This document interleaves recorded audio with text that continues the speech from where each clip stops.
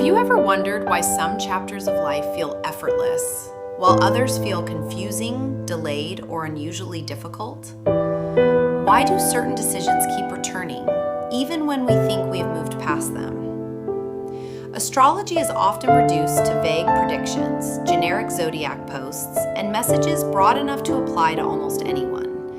So the question is fair: is there anything genuinely useful behind it? A birth chart should not be treated like a command.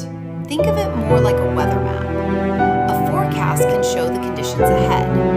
It may tell you when the road could be difficult, when visibility may be limited, or when it may be wiser to slow down.